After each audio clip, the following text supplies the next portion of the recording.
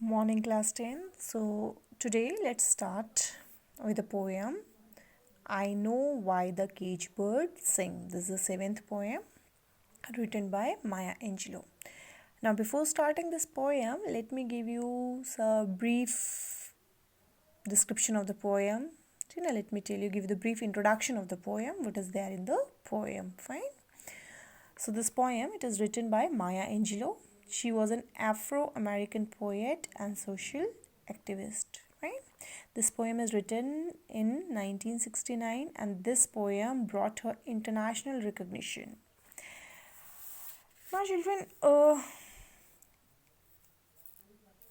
before giving you the introduction of this poem, what is there in this poem or not, let me just tell you about a law that existed in the South America basically.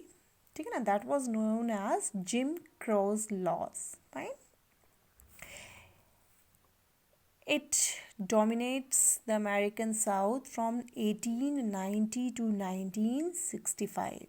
And what was this law? This was a formal codified system of racial discrimination. The African Americans, clear, they are discriminated on the basis of their skin color, clear, because they were black, so they were discriminated. Fine. They are segregated on all the aspects of life. uh, they were having the different schools, they were having different colleges, they were having even the public toilet, public park, restaurants, everything was segregated to them, clear. They cannot share the things with white Americans, clear. In legal theories, whatever legally was written is that the American African, they receive separate but equal treatment, but reality was completely different. In actuality, the status of African American, it were nearly always inferior to that of white. They were considered inferior, clear.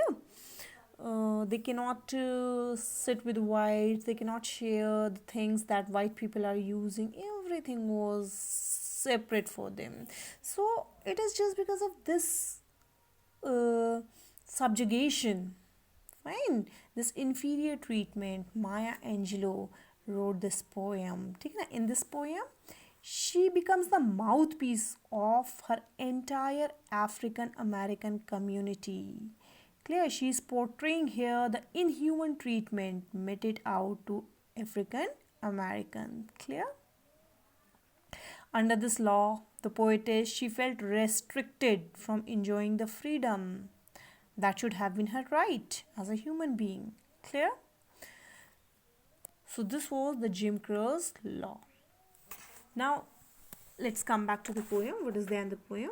So what is there in this poem? In this poem, the contrast is made between the free bird and the caged bird. There are two birds. One bird is free and one bird is caged. Fine.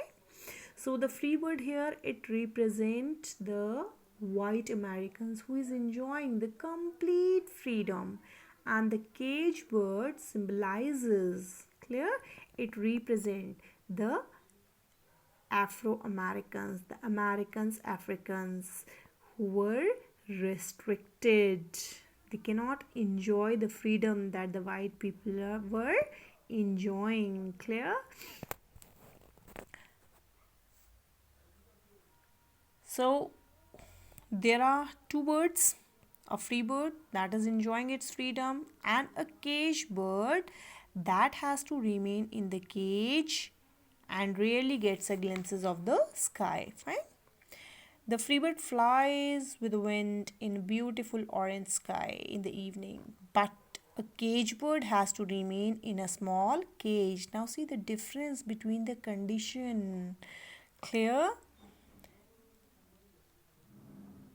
And why the cage bird has to remain in the cage? Because his wings are clipped, his feet are tied. Clear? He cannot have the glimpses, he cannot see the sky freely. But His song can be heard far and wide. The cage bird from his cage, from where it cannot come out, from there the cage bird sings. The only thing the cage bird can do is to open his throat. It sings and its song can be heard, a far distant note. The cage bird is fearful of a condition, yet he sings of freedom, and his song is heard on the distant hill. Fine. And the free bird, it claims the sky as her own because it is having the freedom. It can go anywhere. The free bird can go anywhere he likes. He can eat anything he likes. On the other hand, the cage bird stands on the grave of dreams. He cries out for freedom and equality. So this comparison is made over here, and here the free bird symbolizes the Americans, the white Americans who are enjoying all freedom, and the cage bird symbolizes the African Americans who are restricted, who has not been given any freedom. Is it clear? So children, this is the small introduction of the poem. We will start the poem tomorrow. Go through this introduction carefully. Thank you.